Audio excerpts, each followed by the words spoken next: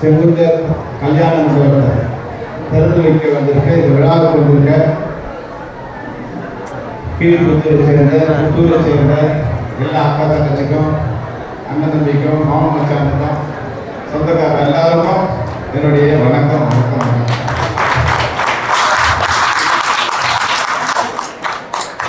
மேடையில் இருக்கிற வைசிபி நாயகர்கள் எல்லாருக்கும் பொதுமக்களுக்கும் நண்பர்களுக்கும் பத்திரிகையாளர்களுக்கும் என்னுடைய மதியான வணக்கம். நான் கொஞ்சம் சாப்பிடல, அதனால அதிகமாக எல்லாம் கத்தி பேச முடியாது. அதிக பேசுறதுக்காக சாப்பிட்டுட்டு வந்திருக்காரு. அதனால நம்ம வந்து என்னன்னா முன்னாடி வீட்டுக்கு வரும்போது சாப்பாடு ரெடியா இருந்தது. அதனால நீங்க போனா கூட சாப்பாடு இருக்கும். இப்போ நீங்க போனா கூட ஒரு 4 மணி நேரத்துக்கு சாப்பாடு ரெடியா இல்லை. அதனால நீங்க உட்காந்துதான் ஆகும். அதனால இந்த வாட்டி ஏகாபுரத்தில் பிளான் பண்ணி சாப்பாடு லேட் பண்ணி இது பண்ணலாம். கொஞ்சம் பிரச்சனை இருக்காது, லேட் பண்ணியிருக்காரு. சாப்பாடு பிடிச்சிட்டு இருக்கு, உங்களுக்கு பசி. ஆனால் ஒரு 2-3 விஷயத்தை மட்டும் நான் உங்களுக்கு சொல்ல விருப்பப்படுறேன்.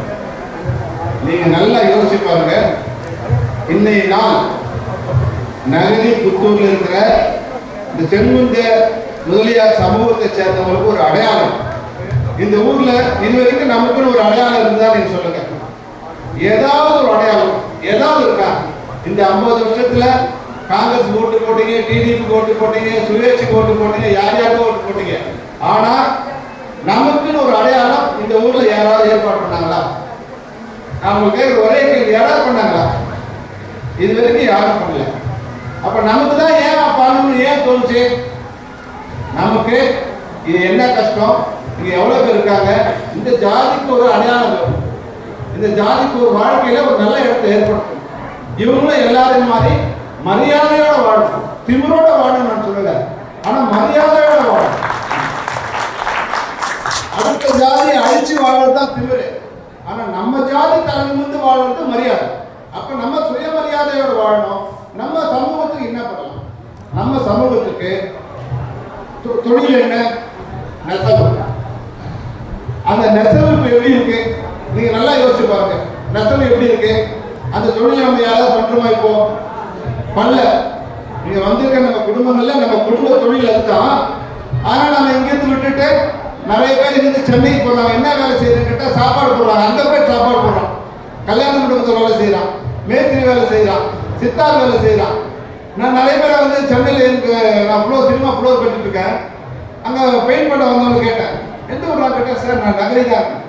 ஏன்டா இங்கே வந்து ஏன்டா பெயிண்ட் அடிக்கிறேன்னா, சார் நம்ம ஊர்ல பண்ண மரியாதையா இருக்கா சார், பெயிண்ட் பண்ணிக்கிட்டோம் ஆனா நம்ம ஊர்ல பண்ண மரியாதையா இருக்கா சார். அப்புறம் யாருன்னா நான் வந்து நம்ம தான் சார் அப்படின்னு. ஏன்டா இந்த தொழில பண்ணா? இல்லை சார், மாசம்லாம் பண்ணா கூட ஒரு 3000-4000 தான் தேரும். கரண்ட் பில்லு கட்டி அதை பண்ணி வீட்டில் 4 பேர் வேலை செஞ்சு புருஷன் முண்டாட்டி பிள்ளைங்க எல்லாம் வேலை செஞ்சா கூட ஒரு 4000-5000 தேராது சார். அதனால அந்த தொழில பண்ண முடியும். அதனால நாம் இங்க வந்த முதல்ல நமக்குன்னு ஒரு அதிகாரம் வந்த உடனே நீங்க நல்லா கேட்டுக்கணும். இங்க இருக்கிற அரசையும் சங்கரையும் எல்லாரையும் கூப்பிட்டு, எதிர்கட்சியா இருந்தா கூட பரவாயில்ல, டிடிபியா இருந்தா கூட பரவாயில்ல, எல்லாரும் முதல்ல வர சொல்லுவோம். என்ன உங்களுக்கு ப்ராப்ளம்? நம்ம தான் முதல்ல கைத்தறியா இருக்கணும், முதல்ல கையில நெச்சுக்கிட்டு இருக்கோம். இன்னைக்கு பவர்னு நான் மாறின போது நகரி புத்தூர் தான் தமிழ்நாட்டை விட அதிகமான மரியாதையோட சம்பாத்தியோடு இருக்குது. கோடிக்கணக்கில் சம்பாத்தியம் இருக்குது. எல்லாரும் ராஜா மாதிரி வாழ்ந்துட்டு இருந்தாங்க. ஆனா ஹேண்ட்லூம்ல இருந்து நம்ம பவர்லூம் மாறணும். அப்ப இங்க வந்து கொள்முதல் பண்ணிட்டு இருந்தாங்க. திருச்செங்கோடோ கிட்ட வந்து இளம்பிள்ளையோ சேலத்துல இருந்து இங்க வந்து கொள்முதல் பண்ணி அங்க வந்து தள்ளிச்சிட்டு இருந்தாங்க. பொதுப்பேட்டையில இருந்து சோழிங்கர்ல இருந்து எல்லாம். ஆனா அவங்க டெவலப் ஆயிட்டாங்க. அவங்க அடுத்த லெவலுக்கு போயிட்டாங்க. பவர் ரூம்ல இருந்து ஏர்ஜெட் வரைக்கும் போயிட்டாங்க. நம்ம டெவலப் ஆகல. அப்ப நம்ம இங்க வந்த உடனே ஒரு 2000 குடும்பங்களுக்கு, ஒரு குடும்பத்துக்கு 4 தறி ஏர்ஜெட் போட்டு கொடுக்கலாம். அதுக்கு எவ்வளவு செலவாகும்? ஒரு 10 லட்சம் ரூபாய் செலவாகும்.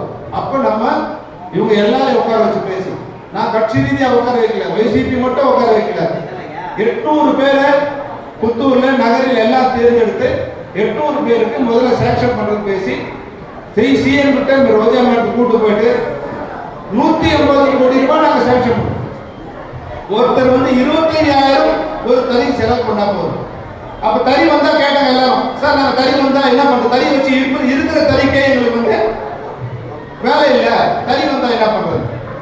அப்போ அரசாங்கத்திட்ட பேசி 20 லட்சம் மீட்டர் ஆர்டர் நம்ம வாங்கி கொடுத்தோம். நம்ம தறியும் வாங்கி கொடுத்தோம், தறி வந்தா நெய்யத்துக்கு ஆர்டர் வாங்கி கொடுத்தோம், ஆர்டர் வாங்கி கொடுத்து ஒரு 12 கோடி ரூபாய் சம்பளம் வாங்கி கொடுத்தோம். அப்போ இந்த கொரோனா பீரியட்ல அது எல்லாம் பண்ணிட்டோம். அதுக்கப்புறம் கரண்ட் பில் ஏறிச்சு சார், என்ன ப்ராப்ளம்? முன்னாடி நீங்க நல்லா தெரிஞ்சுக்கணும். ஏன் நம்ம வந்து சொல்றோம்னா உங்க மைண்ட்ல ஏன் என்ன பண்ணணுமா, இதை ஏன் நம்ம பண்ண முடியுதுன்னா அந்த கஷ்டம் தெரிஞ்சாதான் அதை பண்ண முடியும்.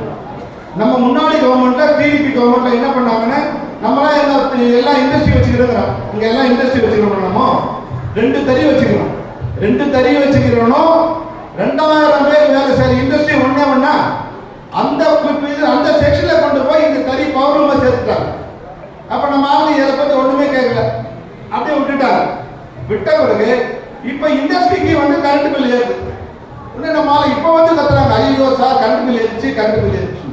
நாங்க செக் பண்ண பவர்லூமுக்கு கரண்ட் பில் ஏறல, இண்டஸ்ட்ரி கரண்ட் பில் ஏறிச்சு.